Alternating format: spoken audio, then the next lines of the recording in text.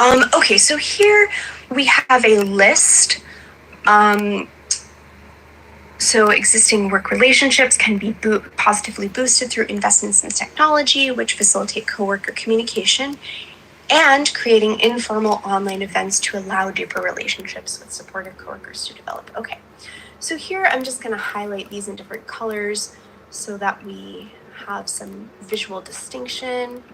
Okay, so here is number 1 and number 2. So the use of a comma, everyone's probably pretty familiar, is to separate different things in a list, or to make your paper easier to read by separating different clauses so that the reader has a chance to essentially take a breath reading. The comma reflects that natural pause that you would take while speaking. However, in this situation, we could also use a semicolon. Now, a semicolon generally has the purpose of separating different clauses. For example, you could use it here to connect two related parts of a sentence. However, in this case, you could also use the semicolon to separate things in a list when you have also in the different things that you are listing. Okay, so let's see. I'm just going to quickly see if there's any other major thing that I want to review, and then we can move on to the Q&A. Brought about. Okay, here's the term death anxiety that I would change this to anxiety around death, or like death-related anxiety. Okay. One more thing. Okay, so I'm going to exit the manuscript. Okay. Let's see. I would like to answer your questions if you have any. I'm going to go to the Q&A section. Okay. You mentioned that using we in the article, is this okay? Is this always the case or just for specific journals? That is not always the case. Using personal pronouns it's generally discouraged in the sense of using I in my experience versus we. However, I personally recommend using personal pronouns if the journal permits it. So if the journal does not have a rule against using pronouns, I would recommend using them in order to meet the word count of a journal. Now, if the journal does not have a requirement about using personal pronouns, then you don't need to use personal pronouns if you're not trying to meet a word count limit. Is there any software that can help someone convert his work either to British English or American English? I will have to get back to you on that one. I don't really feel comfortable recommending a specific software because I'm an editor, not a techie person. However, generally in your word processing software, like in Microsoft Word, where you can find the language section. So if you go to review, I'm just gonna zoom in so you can see view, enter full screen. Okay, so if you go to review and then language, you can actually select British English or American English. However, just make sure that your text is highlighted. So I would go to edit, select all, language, and then let's say I wanted British English, I would press UK English. And now when I use the spell check feature at the end of my paper, when I go to spelling and grammar, the article will perform spell check in British English. Okay. All right. Let's see. What are these contractions?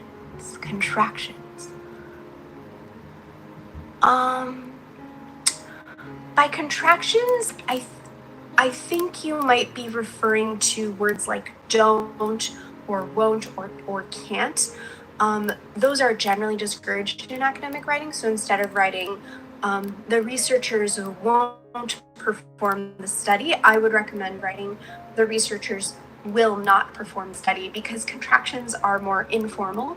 I would recommend not using them in academic writing, unless the contractions are part of a quote, part of what somebody else has said that you are quoting. Okay. Is the use of verbs preferred these days because of intelligibility and simplicity as opposed to noun phrases, which were always recommended in academic formal writing, as far as I know?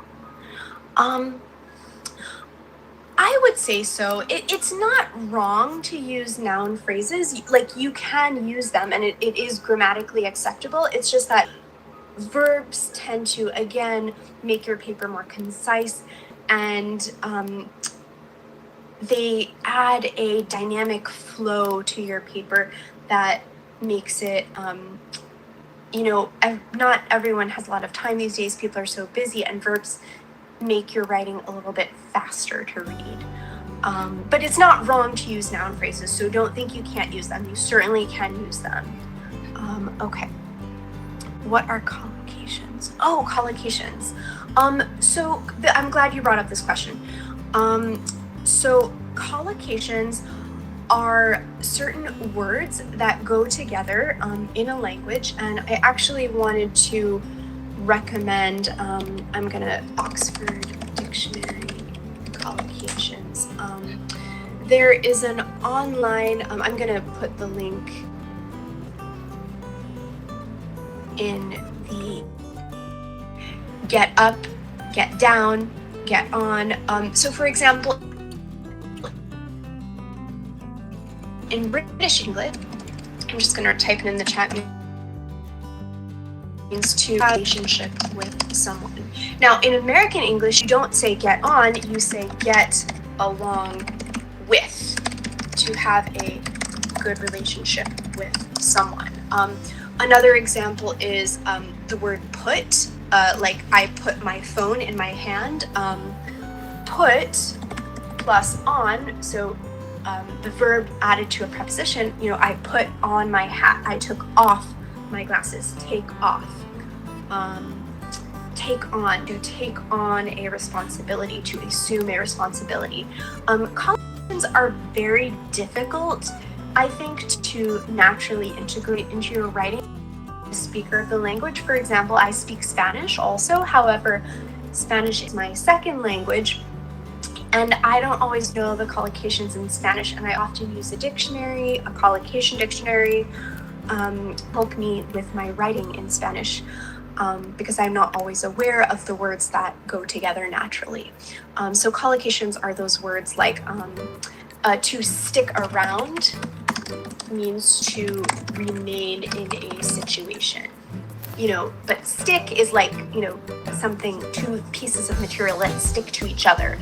But when you say stick around, you're talking about staying in a situation. So these collocations are things you might not know unless you're a native speaker or if you have a lot of exposure to the language. Okay, let's see. I have also edited some papers and are praiseworthy, but I never rejected. Okay, so if you are resubmitting your paper to a journal, make sure that you use a professional company like Editage, or have a colleague proofread your paper to correct any mistakes. I would make sure that usually the reviewers of the paper or the editorial team will send you a letter with the specific sections or problems that they found. Make sure that you address all of those problems. For example, it might be a grammatical issue where you didn't use the proper tense, or it might be a content issue where the journal thinks that you did not explain the objective of your paper or why your paper is important and what previous research has neglected to examine. There might be a content issue. So keep in mind, does the journal, why did they reject your paper? You should know why they rejected it. Did they reject it for a content-based reason? Or, okay, let's see. I find editing work in revisions quick. How do we do this in line with the required word limit? Sometimes we must. Okay, so word limit is a tricky thing to address because you want to make your writing as concise as possible, but you also don't want to, you have edited your paper or you've had it edited by a professional editing company and your paper sentences that they did not delete because they may have been afraid of removing essential information, but they recommend that you could remove that section or that segment in order to meet the word count. So they will automation. Is okay to ask the editorial team if they have reviewers, if you can, if they themselves can suggest certain sections to take out. Another possibility is if you can submit figures or tables as separate files. Also, check exactly which sections are included in the word count, because often the entire manuscript is not included in the word count. Sometimes the references are excluded, sometimes the abstract and the title page are excluded, so make sure you know which sections are included in the word count. Okay, what does it mean if most of the writing is in a minute? Oh, superfluous. Okay, so superfluous. I'm glad that you brought up this word. So superfluous means unnecessary, writing that is, maybe your writing is too wordy, maybe it's not concise enough, maybe you have included information that is not essential that could be taken out. So in that case, your writing might be redundant. You might be using the same words or concepts over and over, or you might be including information that's not necessary. For example, let's say you conducted a quantitative study on the number of births in a country. China and other countries like Germany, Italy are having actually a problem with a falling birth rate. Let's say the topic of your paper is about the birth rate, and then let's say you also talk about the satisfaction of mothers and fathers with being parents. That satisfaction is not relevant to your paper. It might be a topic you could study in a different paper for why parents are choosing not to have children, but it's not the main focus of your paper. And therefore the paper would be superfluous. Okay. How do you refer to tables or figures in an appendix? So unfortunately, I cannot recommend a specific guide because often journals have their own specific requirements about if you should include an appendix.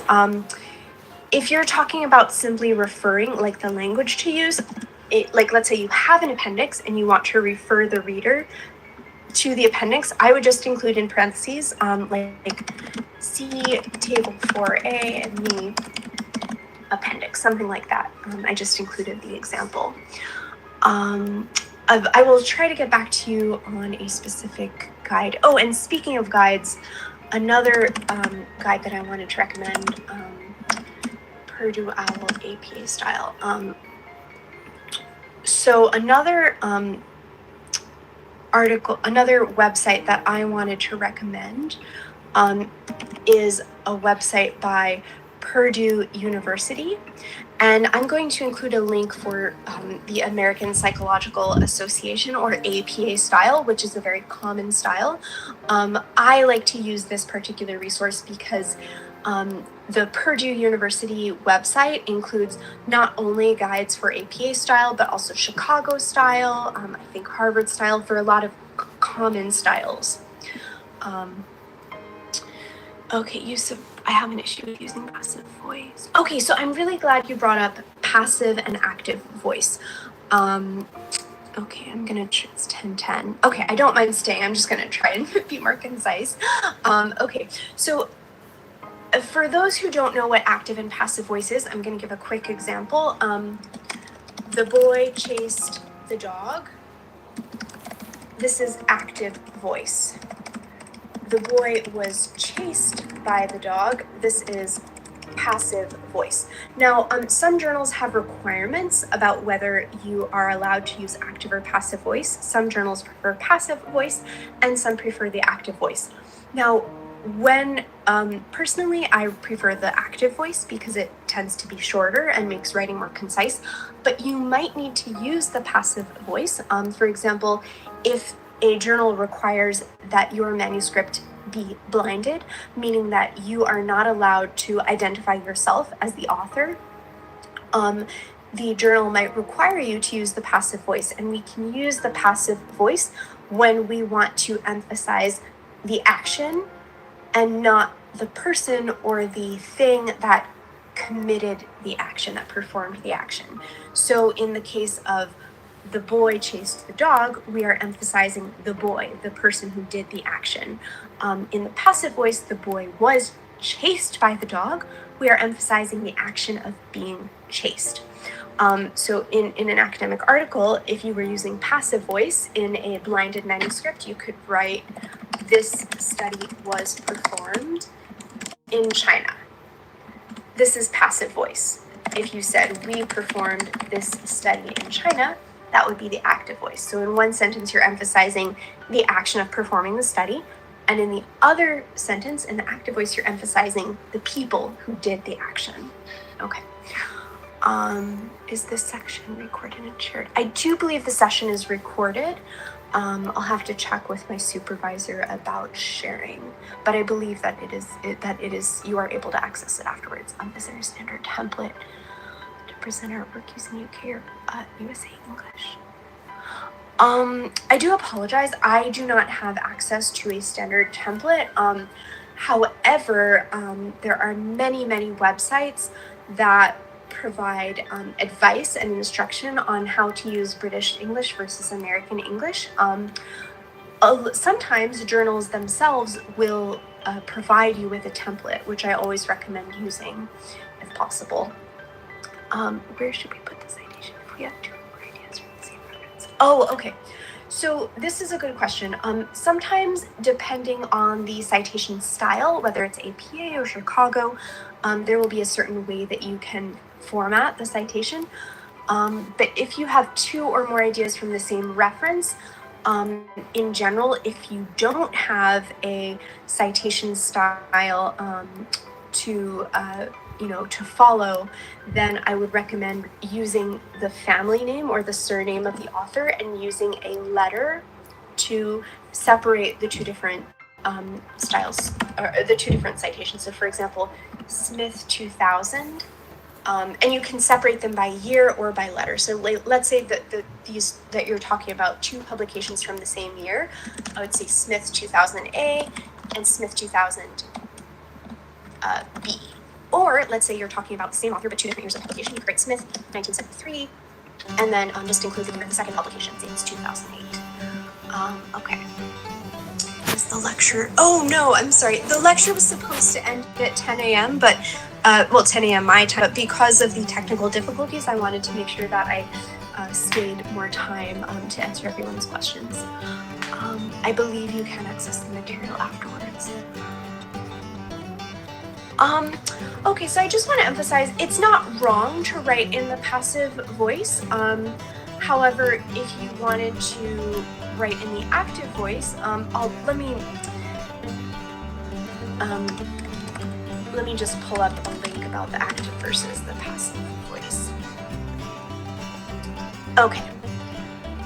So here is another link from Purdue University about the active and the passive voice. So hopefully that resource will be helpful. Citation styles. Let me see.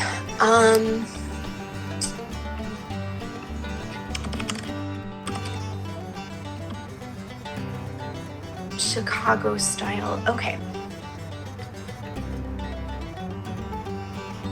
I'm pulling up some images for you. Okay, I'm gonna share my screen briefly so that you can see.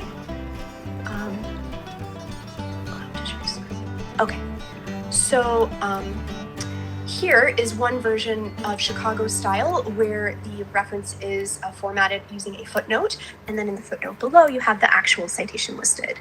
Another example is Vancouver style, where you will often, sorry, I'm just pulling up this image, where you will, again, you might see the paper, the citations used as superscripted, meaning those tiny letters that are up above. They might be in parentheses, they might be before the period or after the period. They might be in brackets. Let me see if there's another example. Let me show you Chicago style or Harvard style.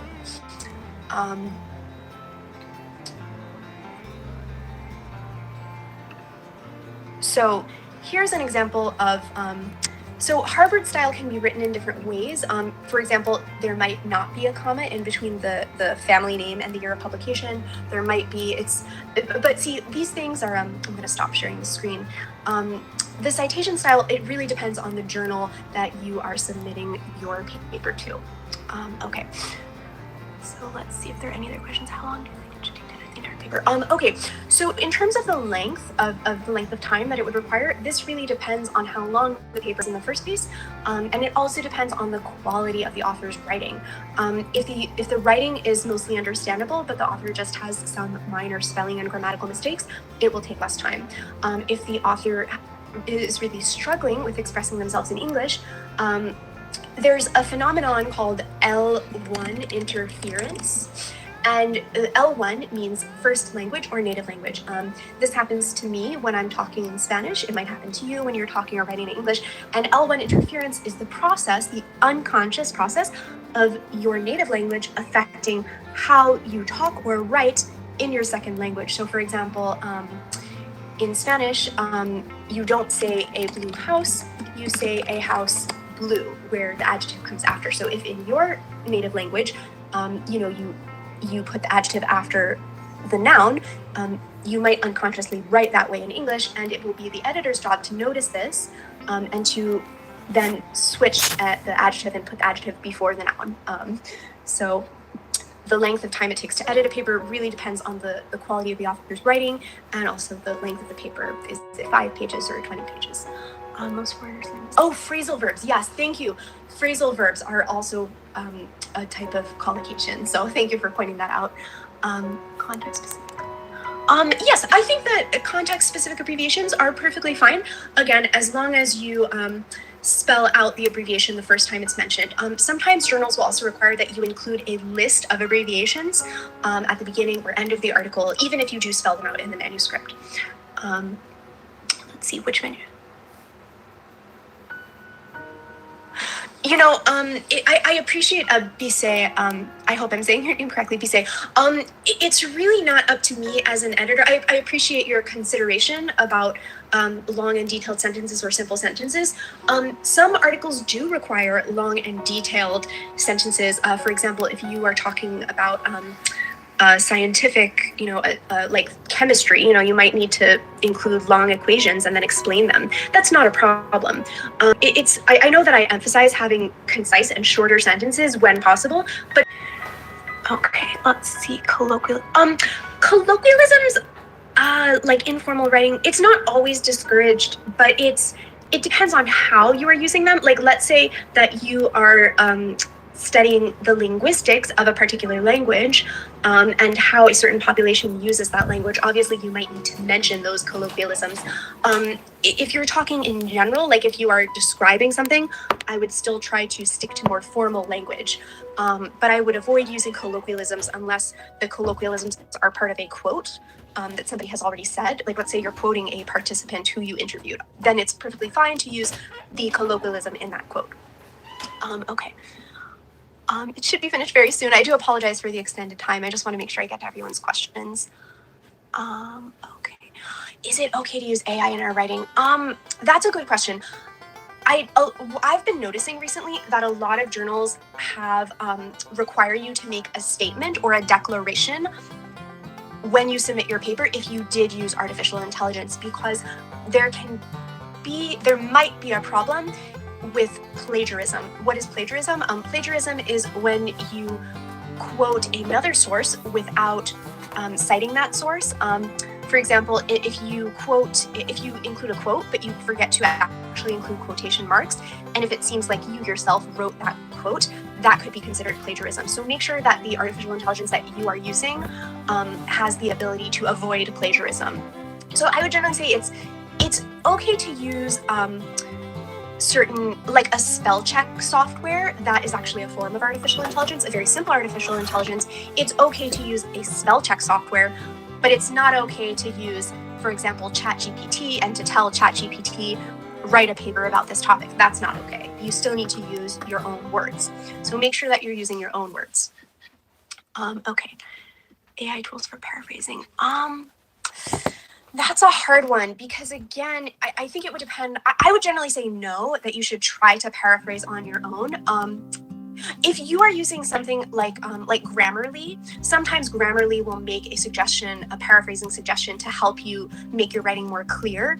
I think that's okay as long as you are always citing the source of any authors or ideas that you're referring to. But try to paraphrase on your own first. It's always better to, use your own authentic voice, I would say. Again, it depends on the AI tool that you're using. Some AI tools are more advanced than others. If it's something like Grammarly or spell check software, I'd say that's fine. But be careful of more advanced artificial intelligence like ChatGPT. Okay, how far can I trace the original reference if the idea was cross-referenced? So some formatting. So there are ways to format let's say you are referring to an author that referred to another author. So I'm just going to put an example. Smith, 2008, as cited in Blake, 2004. So that is a way that you could trace back to the original idea. Now, again, it might depend on the particular formatting style required by the journal, but that's an example of how you can actually literally write in that you are cross-referencing another idea or author.